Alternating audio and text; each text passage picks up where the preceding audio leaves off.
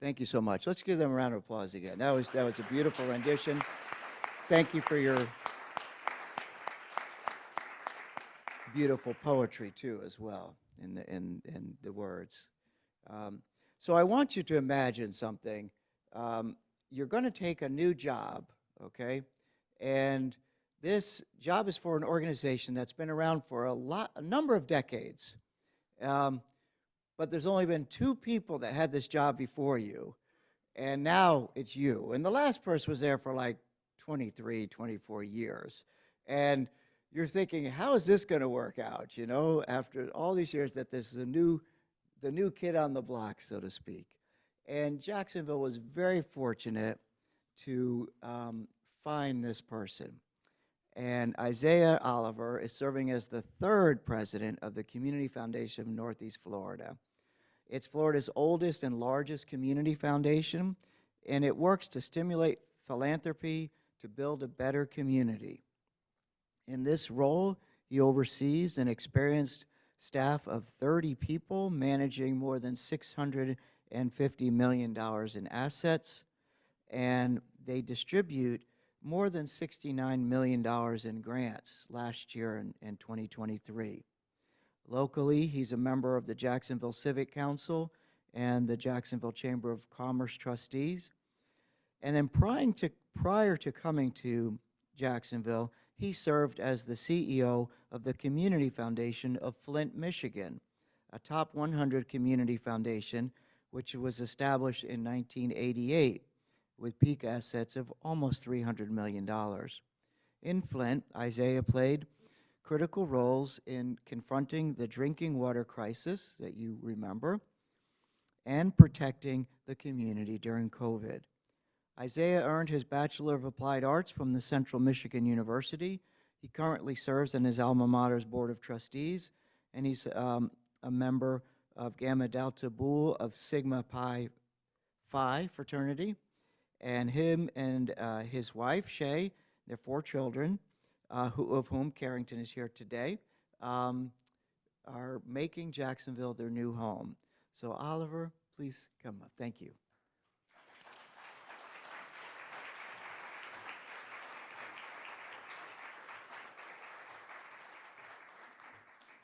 Good morning. Thank you for that introduction, kind introduction, Peter. I have like a note that has 3 lines on it right now, so you can imagine how this is going to go. Because I raise the mic a little bit. I'm just a little bit tall, but it says do not touch. Okay, got it. I will try to stay in this space. Is this better? All right, that's a clap. We can clap for that one. Thank you, Peter. No, I'm excited about the opportunity to be with you all this morning, and I'm certain, I think the stories that we're going to talk about the vision of the Community Foundation, but I'm certain folks in this room and folks across Jacksonville are probably wondering who is this kid that is now leading the Community Foundation. So I'll start by telling you a bit about me, and I'll land on what the vision is of the Community Foundation moving forward. And I'll also start by just saying that I'm really lucky, and that, like Peter said, 60 years of being in this community. This year we're celebrating our Diamond Jubilee, but I'm the 3rd president at the Community Foundation. My predecessor was in the seat for 22 years, and obviously we go back to 1964. And so they didn't hire a guy who was going to blow things up. They hired a builder, a person who was going to build on a solid foundation and continue to grow and mature the organization to what it's supposed to be in the future.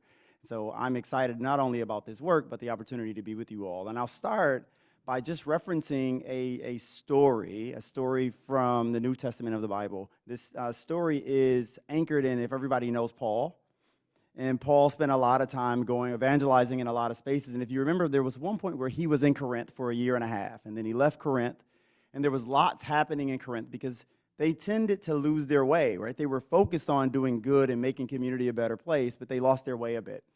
And I'll summarize chapters 12 and 13. In chapter 12, he says, hey, listen, we're all part of one body. And we all have a unique set of gifts. And I like to believe that Isaiah has a gift, and I'll tell you a little bit about how I think that gift came to be. But we all have these unique gifts. But then he moves in chapter 13 to say, but the most important thing for us when we all have these unique gifts is love. And it's quite ironic that there were 2 things, and these are in my notes. First thing is Johnny Cash. That Johnny Cash song earlier, Ain't No Grave Gonna Hold Me Down. If you remember, he wrote that song, if it was released in 2003. And he actually died in 2003, September of 2003. And he sold his home to an amazing leader, if you will. His name was Barry Gibbs. Anybody know who Barry Gibbs is?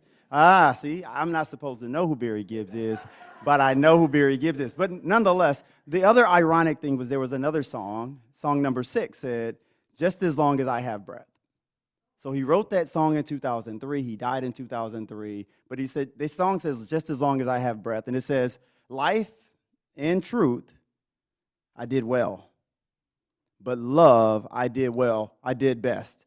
And in chapter 13, Paul spent a great deal of time explaining what love was, how you live deeply into love, and how love was going to be the glue to hold that community together. And he banked on unity. And banking on unity reminds me of a couple of things. One, a story of my mom, but two, it reminds me of the Bee Gees. I know you're thinking he was probably born in 81, because I was. And the Bee Gees came out, if you will, with an amazing album in 77, which was 4 years before I was born. But anybody remember Saturday Night Fever? More people than okay. So everybody remembers Saturday Night Fever. There were 2 songs in Saturday Night Fever. The irony here, I saw somebody doing this right here. That is very true, right? One song that we all remember, much like the people in Corinth, was "Staying Alive." Whether you're a mother or whether you're a brother, you're staying alive. Staying alive, right? But the song we tend to forget is the song, "How Deep Is Your Love?" Right? This song about staying together, this song about being together. And I remember growing up, north side of Flint is code for a lot of things. It's code for being poor. It's code for being black. It's code for seeing the violence of Flint streets outside your bedroom window and not on the 6 o'clock news. It's code for knowing perpetrators of violent crime, going to school with them, hanging out with them, right? And so I was born and raised on the north side of Flint to a mom that every Saturday morning, she had a thing about me and my brothers. I have 3 brothers. One lives here in Jacksonville. One lives in Michigan still, serving the latter part of a 10-year sentence in prison, right? And my mom had this thing where she would tell us, one, on Saturday mornings we would clean together, and there was this thing about unity that was really important for my mom because she knew the power and strength of her boys making it was staying together. And many of you probably didn't have this growing up, but my mom would say when we went to the park, if one of you fight, all of you fight. Because there was something about unity that mattered. I mean, that might not be a good thing, but right, my mom said, listen, unity mattered, but in order for you to make it home, right, if one of you fight, all of you fight. So there was something about unity as I was growing up and as I continued to mature that was really, really important. But my mom also emphasized the I, the building of, the establishment of, the engagement of understanding who you are, where you came from. And so my mom would often sing this song, and we would play this song by Anita Baker. She's from Michigan. And she had this song called "No More Fairy Tales." Anybody heard fairy tales before? I can remember stories, those things my mama said. She told me fairy tales before I went to bed. She spoke of happy endings and tucked me in real tight. She turned my nightlight on and kissed my face goodnight. My mind was filled with visions of a perfect paradise. She told me everything would be so nice. And the story ends as story do. Reality kicked into view. No more living life in paradise. My mom was preparing me for a world where the binders that she put on me growing up in the neighborhood that I did was at some point going to be gone. There was a writer who would say, William Ernest Henley, he would say, "Out of the night that covers me, black is the pit from pole to pole. I think whatever gods may be for my unconquerable soul. In the fell clutch of circumstance, I have not winced nor cried aloud. Under the bludgeonings of chance, my head is bloody, but unbowed. Beyond this place of wrath and tears looms but the horrors of the shade. And yet the menace of the years finds and shall find me unafraid. It matters not how straight the gate, how charged with punishment the scroll. I am the master of my fate, and I am the captain of my soul." This thing about anchoring yourself when you're at your lowest point is built over time. This time of developing who you are and what you're meant to be. And I'll end this last poem, and then I'll tell a story about me, and then we'll lean to the community foundation, then I'll get out of your way. Right? So my mom used to always tell me, Isaiah, you need to know who you are. And there's this poem that kind of is that. It's by William Ernest Henley. As a matter of fact, it's not. It's by Rudyard Kipling. I just did William Ernest Henley. It's by Rudyard Kipling. Anybody know Rudyard Kipling? Right. So he has a poem, obviously. Some people say that this was his story to the boy in the Jungle Book, right? But it was if you can keep your head when all about you are losing theirs and blaming it on you, and if you can trust yourself when all men doubt you and still make allowances for their doubting too, if you can wait and not be tired by waiting, or being lied about, don't deal in lies, or being hated, don't give way to hating, and not look too good, nor talk too wise. If you can dream and not make dreams your master, if you can think and not make thoughts your aim, if you can meet with triumph and disaster and treat those two impostors just the same, if you can bear to hear the truth you've spoken, twisted by knaves to make a trap for fools, or watch the things you've given your life to broken, and scoop and build them up with worn-out tools. If you can make one heap of all your winnings and risk it at one turn of pitch and toss, if you can lose and start again at your beginnings and never breathe a word about your loss, if you can force your heart and nerve and sinew is that tissue that holds your bones together, to serve their term long after they're gone and hold on when there's nothing in you except for the will that says to them, hold on. If you can walk with crowds and keep your virtue, or talk with kings and not lose the common touch, if neither foes nor loving friends can hurt you, if all men count with you but none too much, if you can fill the unforgiving minute with 60 seconds worth of distance run, then yours is the earth and everything that is in it, and which is more. This is my mom talking to me now. You'll be a man, my son, right? So my mom had these blinders that she put on me growing up as a kid on the north side of Flint. And so I graduated high school with, I think, about a 3.7 GPA, and the next step after high school is to do what? Go to college, right? Even if you didn't even know what you were going to do, the next step is to go to college. So I was planning to go to college, and I decided on Central Michigan University, and I get to CMU. Central Michigan is in Mount Pleasant, Michigan. It's about an hour and a half north of Flint, where I grew up. And it's quite different than the community I grew up in. So I get to Central Michigan University, and after 2 weeks on campus, my mom would always tell me, right, if I did all of those things, I would change the world, right? The world was my oyster. I was going to change the world. So after 2 weeks on a college campus, what does a young man need if he's going to change the world? A girl? Well, listen here. I know what kind of church I'm at now. Okay. A girlfriend. Let's assume I do need a girlfriend. What else might a young man need 2 weeks on a college campus? Knowledge. I got a girlfriend. I've got knowledge. What else might I need? Money. I do need money in order to get a car. I probably need a car because I was walking around trying to find this thing. I needed a haircut. I got to look good. You know, Dion said it. If you look good, you play good. You play good, they pay good. Right? So I needed a haircut. I had to get out on the street. So I went to the main drag, because the community I came from, everything was within several square miles. I could find everything in the neighborhood I grew up in. So I went to the main drag. The main drag, there's a street called Mission Street. And I get out to Mission Street, and I'm looking for a place to get my haircut, and I run up on a place called Supercuts. Anybody know Supercut? You probably also know that I probably shouldn't get this haircut at Supercut. But either way, I go into Supercut to get my haircut, and I asked the guy if he could cut my hair, and he immediately says, I think so. Yeah, this is not supposed to be laugh at Isaiah moment, right? 3.7 GPA, almost top of my class. I was destined to change the world. I need a haircut. I asked the guy if he can cut my hair. He says, I think so. I sit down. Common sense isn't common, right? So I sit down in the seat, and he pulls out a pair of shears. Anybody know what shears are? Yeah, the exact opposite of the thing that you use to cut this kind of hair. Long story short, he pushes my line back pretty bad. My friends laughed at me. But in that moment, I learned two things. One, not every system is made for you. Two, that doesn't mean you're not supposed to make it in every system. And I took that moment, and I got the motivation that was in front of me in that moment behind me, and it pushed me to do some things on campus and to better understand the community that I was in, and to find out if my gift was going to make room for me in that space. Long story short, I graduate, and I go back to my hometown of Flint, Michigan, a place that I love, the bottom of my heart. And I find that the blinders that my mom had on me growing up in that town were now gone. The fairy tale had eroded, and I could see the truth of the community that I came from. A few years later, after getting back in my hometown, trying to do some things right and figure out my space and find out what my gift is, my first daughter was born. So not Carrington, who you all see here, but Zaya, who is at home, my 13-year-old. Zaya was born, and my wife and I get in our biggest argument, and I think Latrice knows this argument. We get in an argument about where my daughter is going to go to school. So I went to public schools my whole life, graduated with 3.7 GPA. I found my way to college. I got a haircut. I found out how to navigate college. I came back with a degree prepared to change the community that I loved.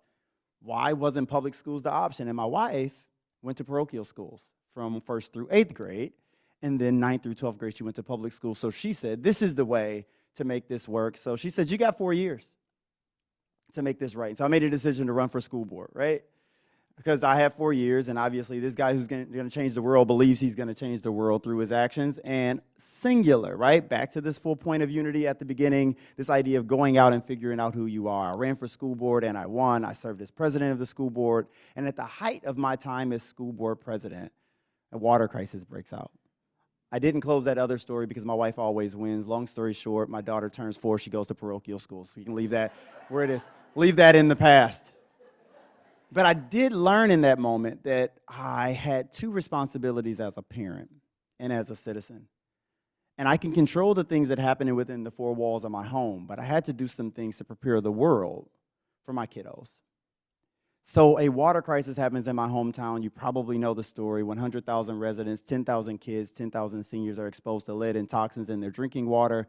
We raised a significant amount of money at the community foundation where I was leading, about $46 million, 26 unique funds, 20,000 gifts from all 50 states, 15 different countries, all branches of military, focused on making community a better place. And my role was to help lead in the grant-making process. And so every day, I'm waking up every day and going to sleep every night thinking about how to make my community a better place vis-a-vis the community foundation that I'm leading. And so every day, I'm rising again and sleeping, thinking about the tools that I have at my disposal to fill gaps in the social safety net to make sure people that I love are okay. And so I'm locked in. And so I come home one night, and these are late nights and early mornings, but I come home one night, and at this point, we have 3 kiddos. I want to argue that it's 2017, 2018. But I don't know the exact time. But either way, we come home, and I probably could do this because I'm going to talk about one of my babies being a baby. My 3rd baby, Shaylin, was a baby. And I come in the door, and she's screaming at the top of her lungs. So when I walk through the door, obviously, I'm in fix-it mode. I'm in get-stuff-done mode, right? We're in the middle of a water crisis. I'm managing a team that's doing the right things. And so I come in right away, and I look at Shaylin, and I look at Carrington, who's here with us today, and I say, Carrington, get me some breast milk out of the freezer. And then we get a bowl of water, and we put that bowl of water in the microwave, and we hit 3 minutes because you know what's going to happen. When it gets hot, I'm going to dip that breast milk in there, and that plastic is going to get soft, and then I'm going to pour it in, and this baby's going to stop crying. So while I'm sitting here, 3 minutes, 2:59, 2:58, 2:57, my wife comes up the stairs. She has a laundry basket in her hand. She drops the laundry basket. She goes into the living room where the baby's crying, and she looks at my oldest daughter, and she says, "Could you grab me a diaper?" She rips open the diaper. Baby immediately stops crying. She looks for Carrington. She says, Carrington, where's your dad? She said, he's still in there waiting on the microwave to stop. In that moment, I learned 2 things. 1, there's a fully operating system happening in my house. 2, I'm not part of it. And that has been the approach to not only philanthropy, but to life and community. 1, I have a gift. And I've been blessed with the ability. I'm a graphic design major. I didn't say that earlier. Art history minor. I have this ability to take really complex things and simplify them. That way people don't have to think through the details of our investment of $655 million in assets, or how we're distributing $70 million, and how we're working through 3,000 unique grants, and really talking about the donor advised fund tool and how you break it down. Like, I can take that and simplify. That's my gift. And then I can connect with community in ways that work. And that was given to me not only by my mom, but my upbringing and my way of engagement. But I've been really lucky over the last few years to be thoughtful about that experience with my family, and realizing that I've got to find my place. My gift will make room for me, but I've got to make space for that gift to make room for me. So I'm lucky in that over the last, I want to say 5 years, but now I'm not counting well, right? The last 5 to 7 years, I've really been able to anchor this idea of finding my space in the room, because we often do to and for the people we love, but not with them. And this is that space of unity that I think is really important. It's the sale that Paul had back to the Church of Corinth. It's this idea of going to a university campus and figuring out your way. It had been around for 100 years. It's the story of coming to Jacksonville, a community foundation that's been here since 1964. Since Fannie Lou Hamer said, I'm sick and tired of being sick and tired. Since the Beatles said, we're not going to play an audience that's segregated, right? I'm coming to a town with some deep history, some deep nonprofits that provide direct service, some organizations, and some congregations like yours that is deep in the work of really connecting to community. And I've got to find my place in this space. And the community foundation also has to find its space in this place. So I'm thankful for the opportunity to be here. I'm thankful that you all have charted a path and created a mountain that I can build upon, that I can work with you on. But I'm also really thankful for the opportunity to share in this space, the space of unity, in this space of love. Because the question is, how deep is your love? And your love should cause you to do things that you might not typically do.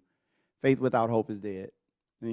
So this idea of faith without leaning into your faith without living into your love being an action word, is really, really important to me. And as you can tell through the stories, we've lived into this space where it really, really matters that we dig deep, we connect deeply, and we move the work forward fast. And so I'll land with this last story, and then I'll get out of your way. There's a person who's walking down the street. And as they're walking down the street, my daughter has this thing from TikTok where it's like, can I pet that dog? This lady is walking down the street, and she looks up, and there's a dog moaning. And this dog that's moaning is sitting at the foot of this man, and she wants to walk by, but she just can't walk by. And she looks up at the guy, and she says, hey, your dog is moaning. He said, yeah, because it's sitting on a nail. And she looks at the man, she looks at the dog, she looks at the man. She says, well, why is your dog sitting on a nail? And he says, because it's not tired enough yet. This question of what is the thing that's going to get you to move off of your nail, that nail of thinking only about your story, about your engagement, about your lived professional and personal experiences, and begin to connect to the world around you, a bigger world, a world that's moving, a world that's engaging, and finding out how your gift can fit into that space to make the world a better place. I am blessed again that I'm here in Jacksonville, Florida. I feel like there's an amazing ecosystem of people who care about this town. I'm blessed to be a person who now cares about this town as well, and I'm looking forward to connecting my gift to the passions of the folks in this community and living in their dreams. And so thank you again, Peter, for this invitation.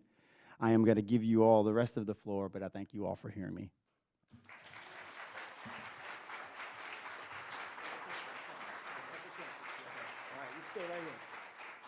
All right. Thank you, Isaiah. Okay, I've got a couple questions for you. Okay. You've been in Jacksonville how many months now? 8. So that's considered a veteran. Okay. You've been here. So tell us a little bit on when you look at the Community Foundation and its engagement with Jacksonville. Have you started to develop your vision of where you see Jacksonville needs to be and how we might be able to help get there? I think that story about the Bee Gees is probably perfect, right? Whether you're talking about Riverside or Avondale or out east or the beaches or Mandarin, this community is a community of communities. Mm-hmm. And we are blessed in that we have 840 square miles. That is a lot of land and people and history to community, but we also have to connect that. And I think there's a huge opportunity in this moment to begin to connect those communities, the history, the thinking, the people, and I think that is going to be the future of this community. It almost reminds me of New York City, how they take the boroughs, right, and there's a uniqueness to all of them, right? How are we uniquely positioned to pull those things together and make for a better and greater and bigger and more amazing Jacksonville? Good. And the second question is, in those 6 months, what has surprised you? What is something you didn't expect, if there is something like that was like, about Jacksonville? I think the most surprising thing about being in this space is that people are really nice. And I know that's hard to, but I come from a community where if you're not from, when you come to Flint, it's like, where did you work? Was it the General Motors plant here? Was it the downtown plant? Was it the metal fabricating space? Was it the assembly center? Or it was, what high school did you go to? Did you go to Northern? Did you go to Northwestern? I know you all got a little bit of Rains and Reebok, but right, But there was the who are you and where are you from and what is your pedigree? And when I came to Jacksonville, there was a huge opportunity to step in to a culture. It was not only warm because they interviewed me in April and then they brought me here July 28th, right? It was not only warm in temperature, it was warm in people being ready to embrace a person's perspective, a person's lived experiences, and allow that to be part of the story and the narrative that moves Jacksonville forward. And so that was surprising. Thank you. Appreciate it. Thank you. Let's thank you. Give him a round of applause. Thank you very much.